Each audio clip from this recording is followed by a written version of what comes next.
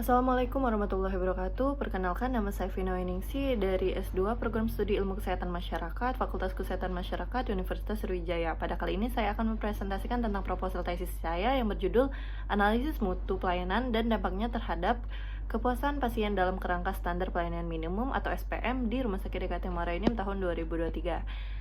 Lalu pada bab 1 yaitu pendahuluan terdapat latar belakang. Yang pertama itu tentang isu global mutu layanan kesehatan. Mengapa saya memilih tesis ini untuk dijadikan penelitian? Yang pertama itu karena adanya isu global. WHO menekankan ada 6 dimensi mutu, yaitu aman, efektif, efisien, timely, equitable, dan patient center. Nah, mutu layanan ini menjadi fokus setelah terjadinya pandemi COVID-19. Dengan evaluasi mutu terkait kepuasan pasien ini sangat penting untuk kesehatan modern sekarang. Lalu bagaimana konteksnya untuk Indonesia? Yang pertama, penguatan mutu layanan menjadi prioritas dalam era JKN dengan SPM sebagai alat ukur wajib dan IKM sebagai indikatornya. Lalu mengapa RSDKT Muara Enim? Karena rumah sakit ini ternyata rumah sakit tingkat pertama yang ada di Kabupaten Muara Enim dan melayani umum dan militer. Variasi capaian SPM-nya itu butuh analisis mutu yang lebih lanjut dan perlu melihat apakah mutu layanan berdampak pada kepuasan pasien pada tempat tersebut. Lalu yang pertama itu ada rumusan masalah. Rumusan masalah pada penelitian ini, yang pertama itu bagaimana mutu pelayanan Rumah Sakit DKT Muara Enim tahun 2023 berdasarkan indikator SPM, dan bagaimana tingkat kepuasan pasien berdasarkan indikator kepuasan di Rumah Sakit DKT Muara Enim tahun 2003, serta untuk melihat apakah mutu pelayanan itu berkaitan atau berpengaruh terhadap kepuasan pasien. Tujuan penelitiannya seperti berikut. Adapun manfaat penelitian baik secara teoritis, praktis, dan kebijakan seperti berikut. Dengan ruang lingkup penelitian di RSDKT Muara Enim, waktu dan data itu Januari Desember 2023, dan materi yang digunakan itu SPM atau mutu pelayanan, IKM, dan kepuasan masyarakat. Pada bab 2 itu tinjauan pustaka. Tinjauan pustaka membahas tentang yang pertama ada mutu pelayanan kesehatan, di mana menurut Donna Bedein bahwa mutu pelayanan terdiri dari input, proses, dan output yang menilai bagaimana pelayanan diberikan dengan hasil yang dicapai. Lalu WHO juga mendefinisikan mutu layanan itu sebagai pelayanan yang aman, efektif, efisien, tepat waktu, berpusat pada pasien, dan adil. Lalu mutu pelayanan juga memiliki beberapa aspek seperti keandalan atau reliability, ketepatan waktu atau responsiveness, fasilitas atau tangibility, dan empati atau perhatian. Lalu untuk tujuan pustaka kedua itu membahas tentang kepuasan pasien. Kepuasan pasien merupakan penilaian subjektif pasien terhadap pengalaman pelayanan yang diterima apakah sesuai dengan harapan. Dengan faktor yang mempengaruhi seperti kepuasan meliputi komunikasi yang jelas, informasi dari petugas, lalu kecepatan pelayanan, fasilitas fisik yang nyaman, serta kompetensi tenaga kesehatan. Di Indonesia, kepuasan pasien ini diukur untuk indeks kepuasan seperti IKM. Nilai IKM ini menjadi indikator penting dalam nilai kinerja rumah sakit dan area yang perlu diperbaiki.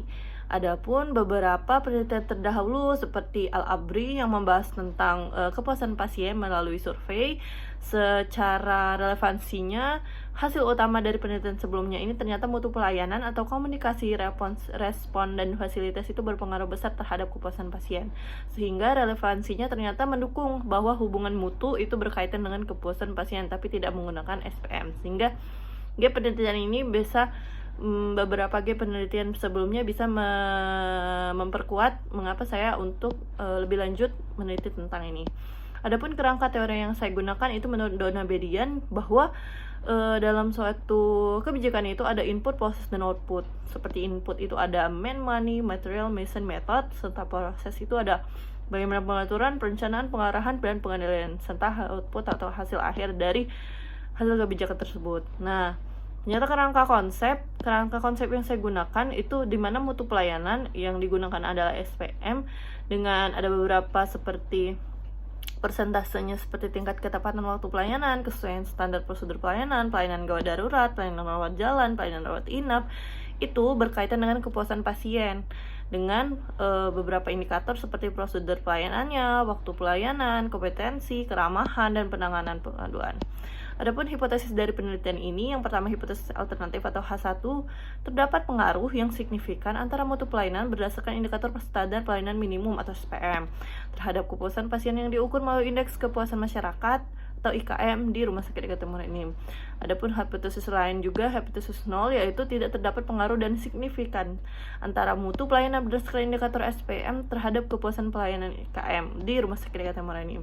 Masuk ke bab 3, yaitu metode penelitian. Desain penelitian yang saya gunakan itu menggunakan metode kuantitatif dengan pendekatan analitik observasional. Pendekatan ini digunakan untuk melihat hubungan antara mutu pelayanan dengan berdasarkan SPM dan IKM tadi. Jadi metodenya kuantitatif analitik, pendekatannya itu observational analitik dengan desainnya cross sectional. Data yang digunakan itu merupakan data sekunder dari RSDKT sendiri pada tahun 2023 yang meliputi data SPM dan IKM-nya. Tujuannya tadi untuk menganalisis hubungan antara mutu pelayanan dan kepuasan pelayanan.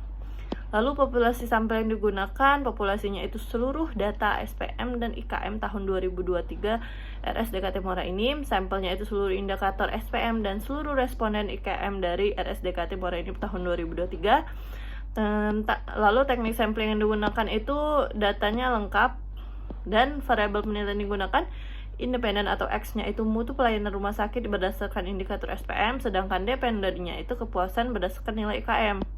Lalu dilanjutkan dengan definisi operasional. Seperti yang sudah diketahui, ada dependen dan independen dari kedua penelitian tersebut.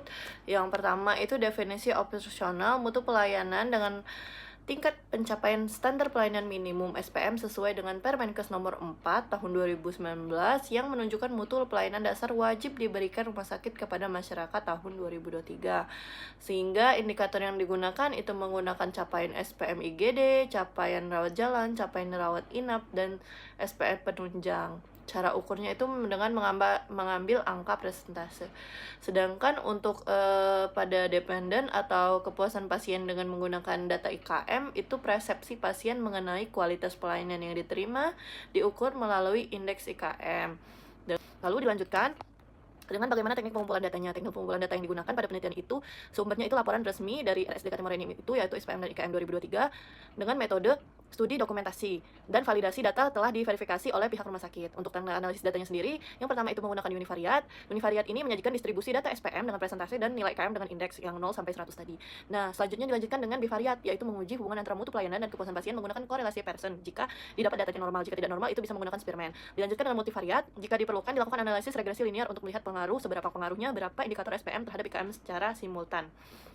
Lalu dilanjutkan dengan etika penelitian. Walaupun menggunakan data sekunder, penelitian ini tetap memperhatikan prinsip-prinsip etika penelitian. Izin penelitian juga diperoleh dari pihak rumah sakit dan pengajuan etik dilakukan dari pihak fakultas. Dengan data sekunder ini memiliki resiko etis yang rendah, tetap mengajukan penelitian, pengajuan etika fakultas, dan menjaga kerahasiaan data pasien. Baiklah, sekian presentasi saya tentang proposal tesis saya. Terima kasih, mohon maaf apabila ada salah kata. Wassalamualaikum warahmatullahi wabarakatuh.